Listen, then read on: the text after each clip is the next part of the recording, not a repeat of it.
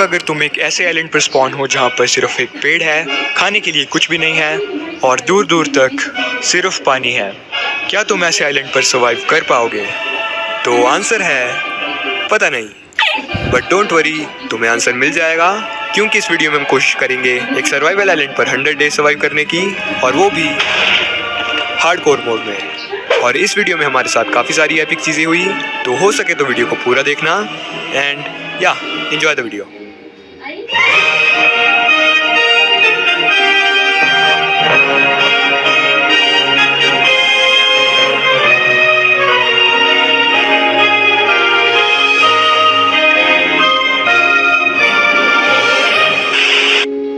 Game शुरू होते ही हमने सबसे पहले पेड़ काटा और उससे हमें मिली 3 ट्री सैपलिंग्स।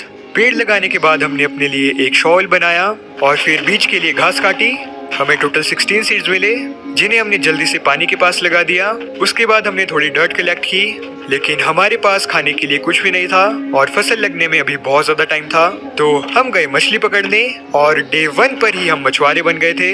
रात होने से पहले हमने अपने लिए एक झोंपड़ी बनाई, क्योंकि हमारे पास बेड नहीं था। तो पूरी रात हमने सिर्फ माइनिंग की और माइनिंग करते करते हमने खाना पकाने के लिए एक फर्नेस और साथ में स्टोन के कुछ टूल्स भी बनाए। अगला दिन शुरू होने से पहले ही हम मछली पकड़ने चले गए और काफ़ी देर हमने शिकार किया। थोड़ी देर बाद हमारे नए पेड़ भी उग गए। पेड़ काटने के बाद हमें मिले कुछ सेब, लकड़ी और ट्री सैपलिंग, जिन्हें हमने जल्दी से लगा दिया और उसके बाद आइलैंड को थोड़ा एक्सपेंड किया। डे 2 की रात को भी हमने माइनिंग ही की और हमें मिला आयरन। डे 3 पर हमने आयरन से एक शील्ड और एक पिकेक्स बनाई। माइनिंग करते करते हम काफ़ी नीचे आ गए थे, तो हमने अपने लिए कुछ सीढ़ियाँ बनाई ताकि हम जल्दी ऊपर जा सके। और जब हम बाहर आए तो हमारे कुछ पेड़ भी उग गए थे और फिर उन्हें काटने के बाद हमने नए पेड़ों को लगाया। लेकिन कुछ टाइम बाद अंधेरा भी हो गया, तो हमने टॉर्चेस बनाई और फिर उन्हें आइलैंड पर लगाने लगे। लेकिन तभी एक ड्रोनर ने हम पर अटैक कर दिया और ड्रैगन के सिर्फ एक ही शॉट से हमारी एचपी हाफ हो गई। पर थोड़ी हिम्मत करने के बाद हमने उसे मार दिया। फिर हमारी फसल भी तैयार हो गई थी, तो डे 3 पर हमने फसल को काटा और फिर आइलैंड को थोड़ा एक्सपेंड किया। डे 4 पर हमने अपनी झोपड़ी को रिमूव किया, क्योंकि अब टाइम था एक आलीशान घर बनाने का। लेकिन सबसे पहले हमने पेड़ों को काटा और फिर ट्री सैपलिंग को लगाया। उसके बाद हमने घर पर काम शुरू किया।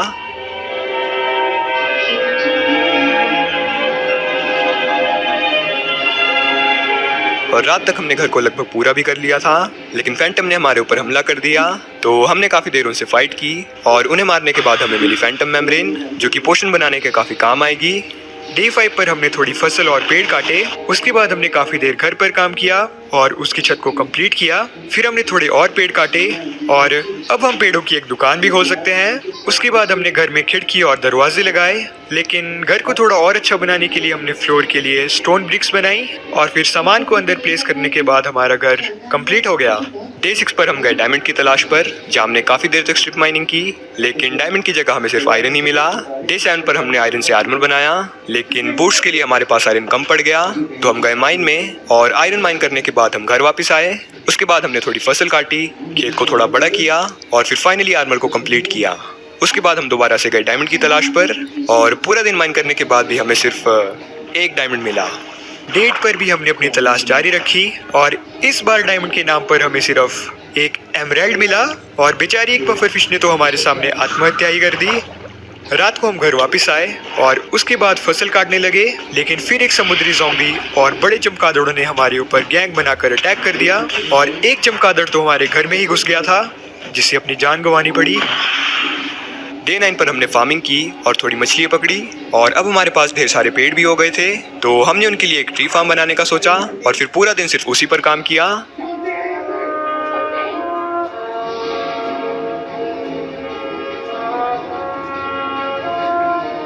रात तक हमने उसे पूरा भी कर लिया था, लेकिन जब हम डर्ट इकट्ठा करके वापस आए तो वहाँ पर काफ़ी सारे मॉब स्पॉन हो गए थे, तो इसलिए हमें ज़बरदस्ती माइनिंग करने जाना पड़ा। डे 10 पर भी हमने माइनिंग कंटिन्यू रखी और हमें मिली एक माइन शाफ्ट।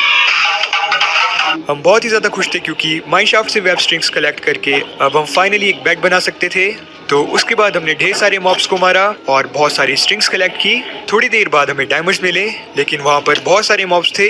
तभी एक छोटी मकड़ी ने हम पर अटैक कर दिया और उसके हाथों हमारा अंत होने ही वाला था, लेकिन भगवान की कृपा से हम एक बार फिर से बाल बाल बच गए।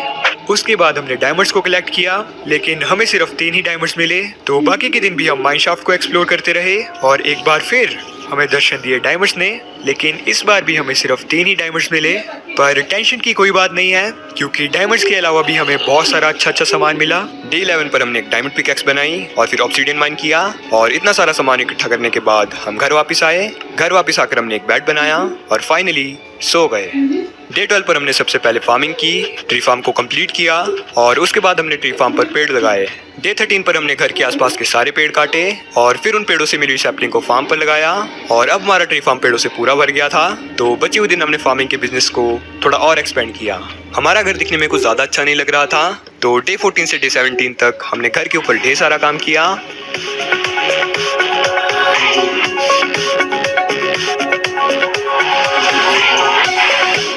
और अब हमारा घर पहले से काफी अच्छा लग रहा था। डे 18 पर हमने बचे हुए पेड़ काटे और फिर अपने खेत को और भी बड़ा कर दिया और फिर उसके बाद हमने पूरा दिन फार्मिंग की। डे 19 पर हमने फार्म को एक्सपेंड करने के लिए जमीन से ढेर सारी डर्ट को कलेक्ट किया और घर के नजदीक ही हमें काफी क्ले मिल गई, तो हमने ढेर सारी क्ले भी कलेक्ट की और फिर डे 19 से डे 20 तक आइलैंड को एक्सपेंड किया। डे 21 पर हमने अपने खेत को और भी बड़ा कर दिया, लेकिन उसके बाद हमने बनाया एक नेदर पोर्टल। डे 22 पर हम गए नेदर में, लेकिन हमारे चारों तरफ सिर्फ नेदर एग था, तो हमने काफी देर तक उसे माइन किया और हमें फाइनली बाहर जाने का रास्ता मिल ही गया। लेकिन हम नेदर की सबसे बेकार बायोम के पास स्पॉन हुए थे और वहां से निकलना बहुत ही ज्यादा मुश्किल होने वाला था, तो हमने अपने लिए एक रास्ता बनाया और उसे चारों तरफ से कवर कर दिया। डे 23 पर हमने एक मॉब फार्म बनाना शुरू किया और फिर डे 23 से डे 26 तक हमने फार्म पर ही काम किया।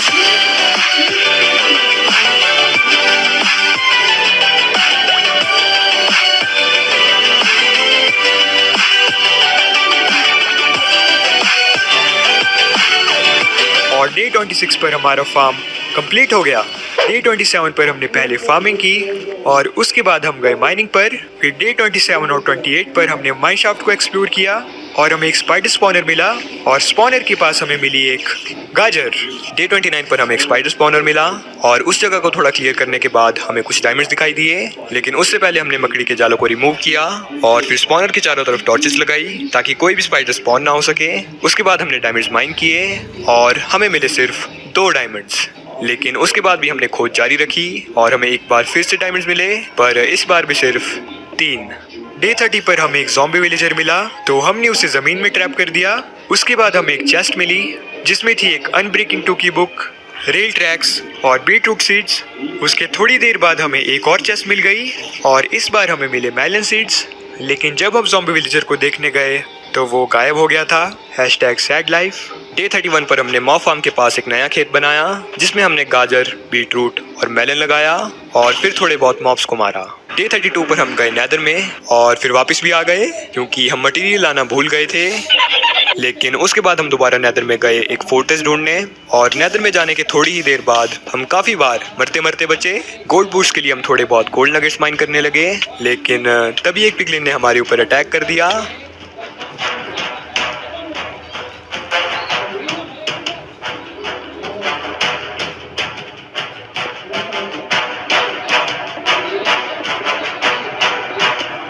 लकीली हमने टाइम पर खुद को ब्लॉक से कवर कर दिया और हाफ हार्ट पर जिंदा बच गए। डे 33 पर हमने थोड़े और गोल्ड नगेट्स माइन किए और फिर अपने लिए गोल्ड बूस्ट बनाए। इतने ज्यादा भयानक एक्सपीरियंस के बाद हम घर की तरफ वापस गए और रास्ते में हमें काफी सारी चीजें भी मिली, लेकिन घर वापस आते आते हमारे साथ एक बार फिर से चमत्कारी सीन हो गया था, पर भगवान की कृपा से हम इस बार भी बच गए। फिर हम घर वापस आए और बेकार सामान को लावा में फेंकने लगे और पता नहीं हमारी डायमंड पिकैक्स का क्या हुआ, पता नहीं वो कहीं पर गुम हो गई, पता नहीं। उसके बाद हमने थोड़े पेड़ काटे और फिर एक नई डायमंड पिकैक्स बनाई। डे 34 पर हम गए माइनिंग पर और इस बार हमें काफी जल्दी डायमंड्स भी मिल गए और वो भी टोटल 8 डायमंड्स। उसके बाद भी हम डायमंड्स की तलाश करते रहे, लेकिन तभी एक ज़ॉम्बी और स्केलेटन आपस में लड़ाई करने लगे और हमने उनके साथ एक सेल्फी भी खींची, लेकिन थोड़ी देर बाद ज़ॉम्बी ने हमें धोखा दे दिया तो हमने उसे गायब कर दिया। डे 35 पर हम एक बार फिर नेदर में गए और रास्ते में हमने एक पिगलिन से ढेर सारा गोल्ड ट्रेड किया और हमें एक फायर रेजिस्टेंस का पोशन, 5 हैंडर पर्ल और ढेर सारा सामान मिला। डे 36 से 38 तक हमने नेदर फोर्ट्रेस को ढूंढा और हमें काफी सारी चीजें मिली, लेकिन नेदर फोर्ट्रेस का कोई नामो निशान ही नहीं था। डे 39 पर हमने काफी देर तक फार्मिंग की और अब हमें चाहिए था शुगर केन ताकि हम उससे पेपर बना सके। तो हम गए शुगर केन ढूंढने और अपने घर के थोड़ी दूर आइलैंड पर हमें शुगर केन मिल भी गया और फिर घर आकर हमने उसे फार्म किया। नेदर में हमने काफी दिनों तक बहुत ज्यादा ट्रैवल किया। हमने अलग अलग बायोम को एक्सप्लोर किया और अपनी जान की बाजी लगाकर बहुत सारी टेक्निक्स को ट्राई किया, लेकिन हमें फोर्ट्रेस मिल ही नहीं रही थी। पर फिर भी हमने अपनी यात्रा को जारी रखा और डे 43 पर हमें फाइनली एक फोर्ट्रेस मिल गई। हम बहुत ही ज्यादा खुश थे, लेकिन अभी हमारा काम खत्म नहीं हुआ था। हमें ब्लेज स्पॉनर ढूंढने में काफी टाइम लगने वाला था। या शायद नहीं। ब्लेज स्पॉनर हमें फोर्ट्रेस में थोड़ी ही दूर जाने पर मिल गया। डे 44 पर हमने पूरा दिन ब्लेज को मारा और कई बार तो ब्लेज ने हमें ही मार दिया था। डे 45 पर काफी सारी ब्लेज रॉड इकट्ठा करने के बाद हम घर की तरफ जाने लगे, लेकिन रास्ते में हमें काफी सारे एंडरमैन मिल गए और हमें एंडर पर्ल की काफी जरूरत भी थी। तो डे 45 पर हमने पूरा दिन एंडरमैन को मारा और हमें 5 एंडर पर्ल मिले, लेकिन फिर हमें याद आया कि हम नेदर वॉट लाना ही भूल गए थे। तो डे 46 पर हम फोर्ट्रेस में वापस आ गए और वहां से हमने ढेर सारा नेदर वॉट और कुछ और चीजें भी लूटी, लेकिन एक बार तो सभी मॉब्स ने मिलकर हम पर अटैक कर दिया था, लेकिन भगवान की दया से हम बच गए। उसके बाद हम गए घर की तरफ, लेकिन रास्ते में हमें एक बार फिर कुछ एंडरमैन दिखाई दिए, तो हमने उन सभी को मार दिया और हमें थोड़े एंडरपर्ल भी मिल गए। पिगलिन से ट्रेड करके हमारे पास पहले से 5 एंडरपर्ल पड़ी थी, तो अब हमारे पास टोटल 16 एंडरपर्ल्स हो गई थी। डे 47 पर हम गए घर की तरफ और काफी देर ट्रैवल करने के बाद हम घर पहुंच ही गए। नेक्स्ट डे हमने ब्लेज पाउडर और एंडरपर्ल से 16 एंडर आइज बनाई। फिर हमने बनाया एक ब्रूइंग स्टैंड और उसके साथ वाली चेस्ट में हमने पोशन बनाने का सामान रखा। उसके बाद हम बाहर आए और घर के साथ नेदर वॉट को लगाया। फिर हम गए एंड पोर्टल की तलाश में और रास्ते में हमें एक ओशन मॉन्यूमेंट भी दिखाई दिया, जिसे हम फिर कभी लूटेंगे।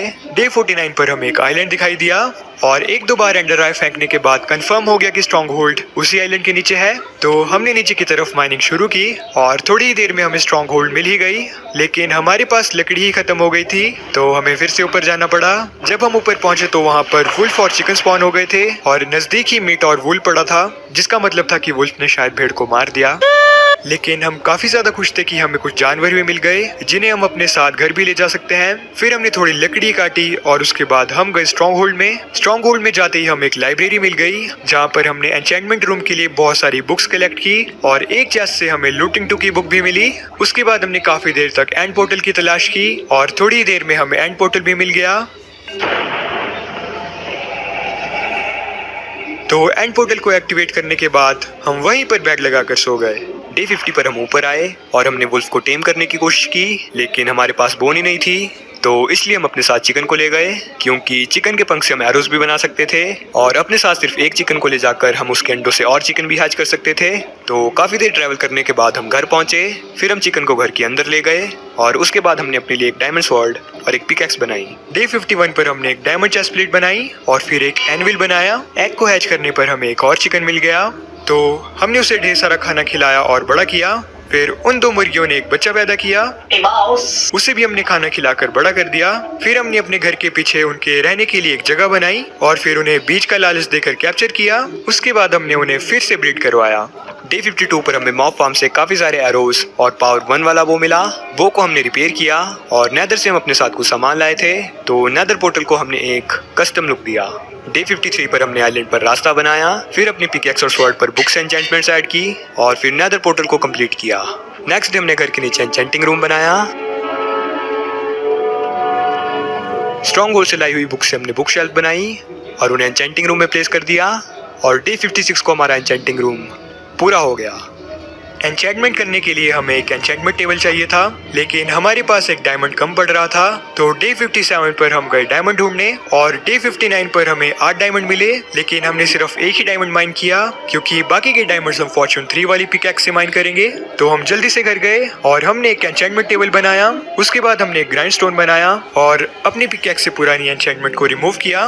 पिकैक्स पर हमें एफिशिएंसी 4 मिल रही थी, बट हमें फॉर्च्यून 3 चाहिए था, लेकिन फिर भी हमने उसे एन्चेंट किया और हमें उसके साथ फॉर्च्यून 3 भी मिल गई।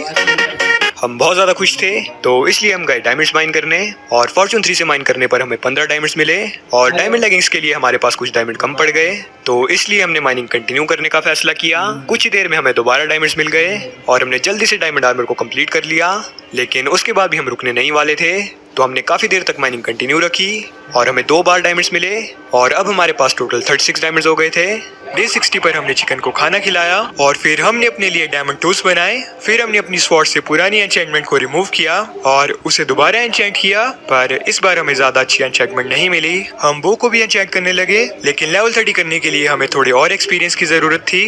तो नेक्स्ट डे हमने चिकन्स को ब्रीड करवाया और काफी सारा एक्सपीरियंस गेन किया। फिर हम वो को एन्चेंट करने लगे और हमें उस पर अनब्रेकिंग 3 मिल रहा था और उसके साथ ही हम इन्फिनिटी की उम्मीद भी कर रहे थे, लेकिन हमारे साथ स्कैम हो गया। उसके बाद हमने ट्री फार्म पर थोड़ा काम किया। फिर हमने मॉब फार्म के ऊपर एएफ के रूम बनाने का सोचा और उस पर काम शुरू कर दिया। नेक्स्ट डे हमने उसे पूरा कर लिया और फिर बाकी के दिन फार्मिंग की। डे 63 पर हमने एक बार फिर चिकन्स को ब्रीड करवाया और फिर उनके एग्स को हैच किया। अब हमारे पास बहुत ही सारे चिकन हो गए थे। उसके बाद हमने गन्नों के बिजनेस को थोड़ा और बढ़ाया, लेकिन पानी में एक स्लाइम स्पॉन हो गया था, तो हमने उसे मारा और फिर स्लाइम बॉल्स इकट्ठा की। डे 64 पर हमने घर पर थोड़ा काम किया। उसके बाद हमने चिकन्स को ब्रीड करवाया और अब हमारा लेवल 30 हो गया था, जिसका मतलब था कि हम आर्मर को एन्चेंट कर सकते थे। तो हमने डायमंड आर्मर को पूरा एन्चेंट किया और उसके बाद भी हमारे पास थोड़े लेवल्स बच गए थे, तो उनसे हमने थोड़े टूल्स को एन्चेंट कर दिया और हमें काफी सारी अच्छी एन्चेंटमेंट्स मिली। लास्ट के कुछ दिन हमारे लिए बहुत ज्यादा लगी थे और अब टाइम था एंडर ड्रैगन को मारने का, या शायद नहीं। सब कुछ सही जा रहा था, लेकिन मॉब फार्म की तरफ से क्रीपर आ गया और खुद को एन्चेंटेड डायमंड आर्मर और शील्ड से कवर करने के बाद भी हम नहीं बच पाए।